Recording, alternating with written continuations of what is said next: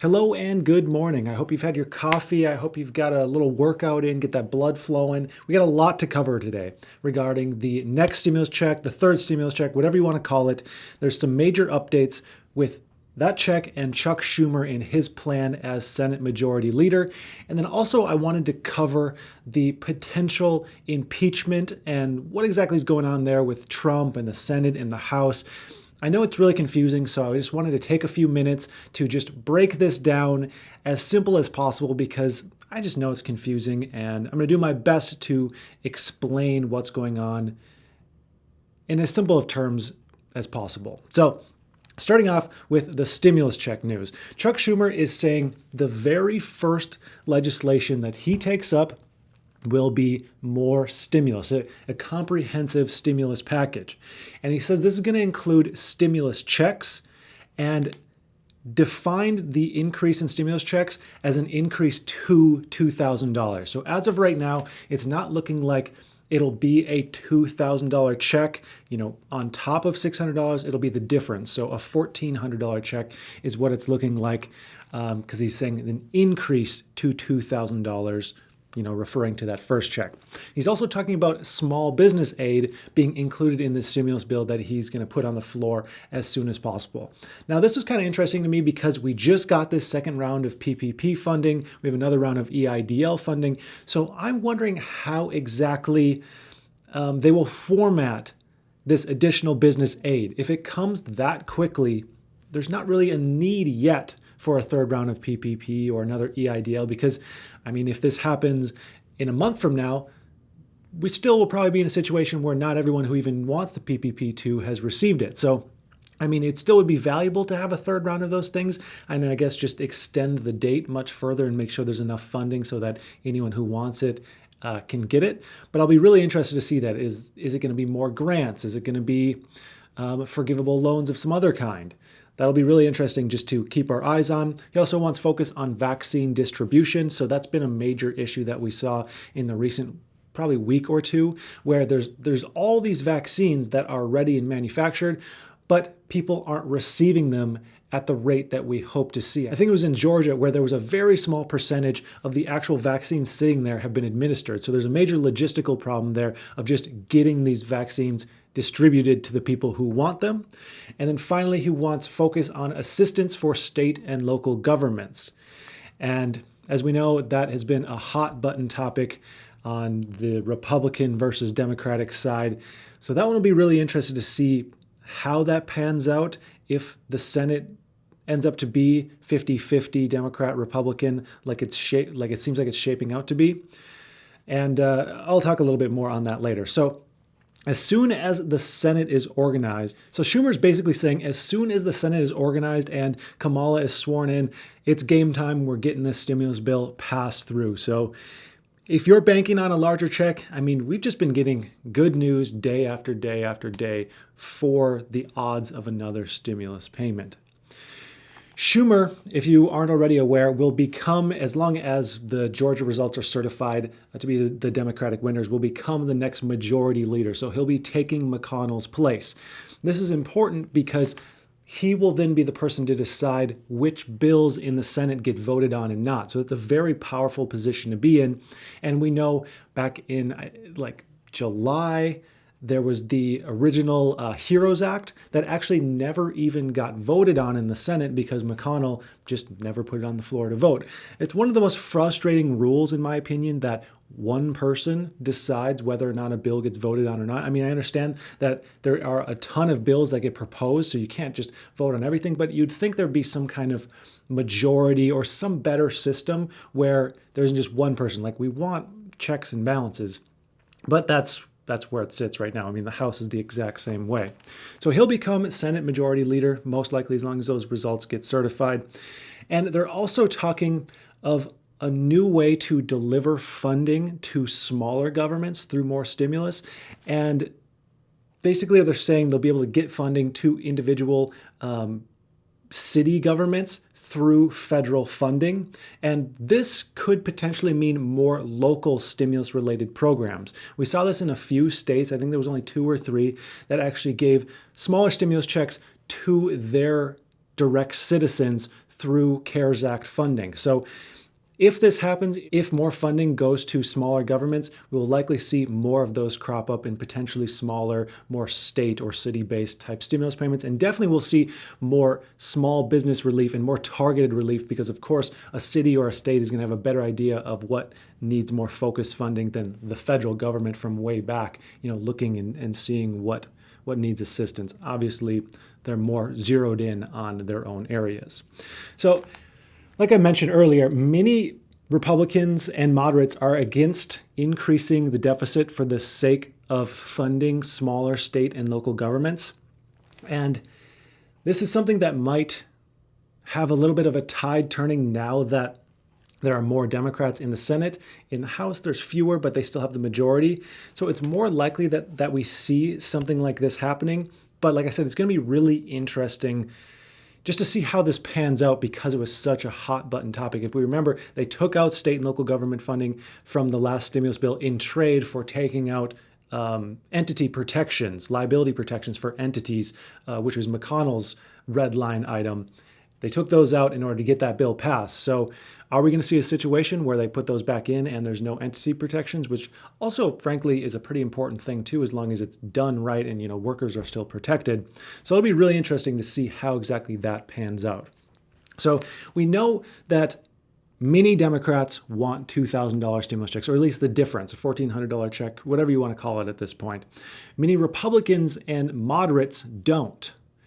They say it's just not targeted enough. They worry that money will be spent on people who don't need the money, and then we're just increasing the deficit for no good reason, basically, is the reasoning behind it. Some are saying that there are solutions to this, though. So there's really 4 main solutions that I've seen explained. So I'm going to go over the solutions, kind of give some background, give some context to it, and then we can decide if these are good solutions or not. So the first one is a faster phase out.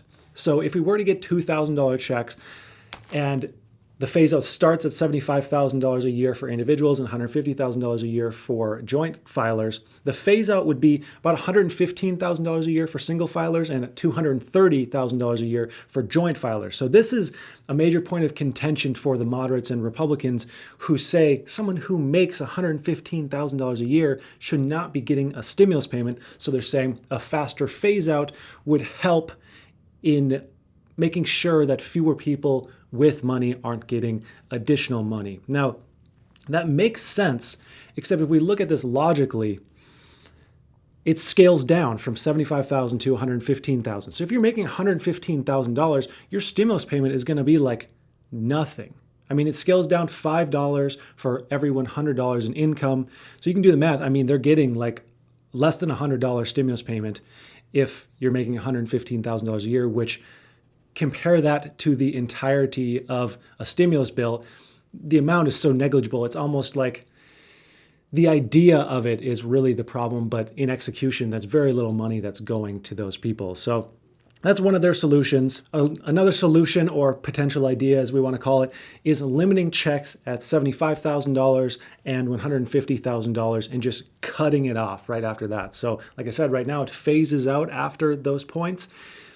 A potential solution I've seen talked about is just $75,000 a year, you get nothing after that. If you're $75,000 in one, you wouldn't get anything, which of course does the job of limiting the payments to people who make more money, but it's going to make a lot of people mad who make $76,000 a year. So it's like, at what cost do we want to limit these payments?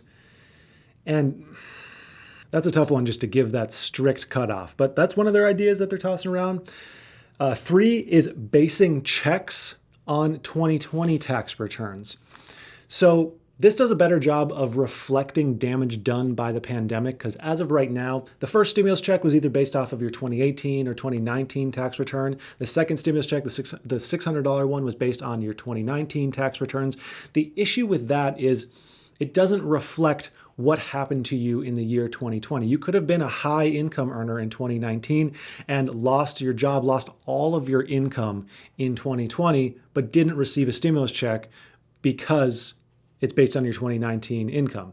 So basing it off of 2020 income, It does a better job of who was damaged by the pandemic, except it also has the side effect of taking much longer because you would need to file for your 2020 taxes and have that completely returned before they could administer that stimulus payment based on that 2020 tax return. So if they're trying to get this out sometime in February or March, it's going to be kind of hard to do basing it off of 2020 strictly. And then finally, number 4, a way to just target this a little bit more is to just boost unemployment, to focus on just boosting unemployment even more than we do right now.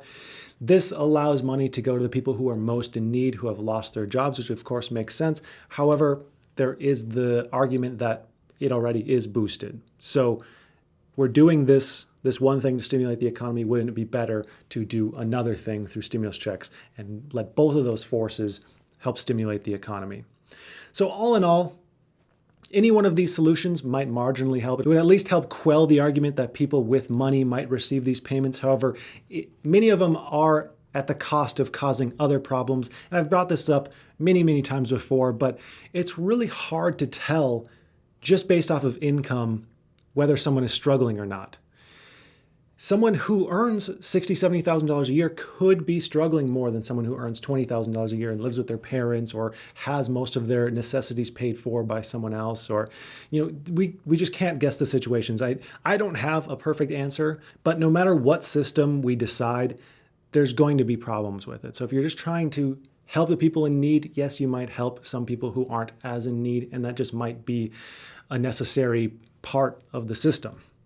Bottom line, it's not a perfect system. So moving on to the impeachment news, let me try to explain what's going on as best as I possibly can. I know this is a really heated subject, so I'm just keeping it as factual as possible. I'm just the messenger here. Don't get mad at me if I say something that you don't like, because I'm just trying to be as factual as possible. Also, I need to mention this.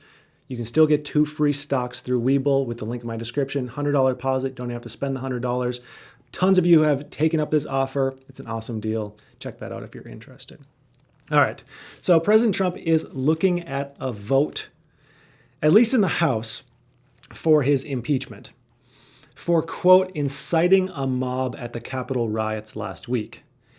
At first, this was largely a Democratic position that we need to impeach Trump because of these offenses, but as the days have gone on, more and more Republicans are hopping on this impeachment train. We need to get him impeached. He did X, Y, and Z wrong. It's not right. Whatever, their exact reasons are. And as of right now, at least 12 Republicans in the House are expected to vote for the impeachment of Trump. And this list seems to be growing and growing. And Mitch McConnell has even said Trump probably committed some impeachable offenses. However, he's declined to say how exactly he would vote if it came to it, and he would want to hear the case first before any vote was made, which I think is a good way to position it. Yeah, he wants to hear all the facts first before any decision is made. I appreciate to hear that. One thing that is very clear, though, is he is extremely unhappy with Trump, and he did say he won't whip the vote. He's not going to go around to other Republicans and say, hey, vote against the impeachment. Let's not make this a big thing. He's pretty mad about it, and he's not going to tell anyone to vote either way. So in that case, we will definitely see more people vote for the impeachment if he's not whipping the vote. But for this to happen, first the House needs to vote for the impeachment and pass it, which isn't a guarantee. It's definitely more likely in the House than the Senate, but the majority isn't huge, and we can't expect absolutely everyone to vote for the impeachment. But if that happens, which is scheduled for tonight, this vote, so we'll have to keep our eyes out on that, then the Senate needs to go through with an impeachment trial and do so without bogging down Biden's schedule too much. Because at this time, the Senate would typically be spending all of their time on confirming the cabinet for Biden. Their schedule is packed right now. So what we might see is something that I'm not sure has ever happened. We might see split days in the Senate where in the first half of the day, they spend it on confirming Biden's cabinet. And then in the second half are the impeachment trials for Trump. So, we are just living in some chaotic times right now. And I'm looking forward to like 6 months from now when all of this is behind us. Hopefully Vaccines are rolled out. Far fewer people are getting sick. The economy is on the rise. I'm really looking forward just to some relief in general. So that's all we have for today. Consider liking this video if you appreciate it. Subscribe if you haven't already. I am doing my best to keep you updated on all things news and stimulus. Make sure that you can make the money that is out there in these funding programs. And I would just like to thank you for watching, and I hope you have a profitable day.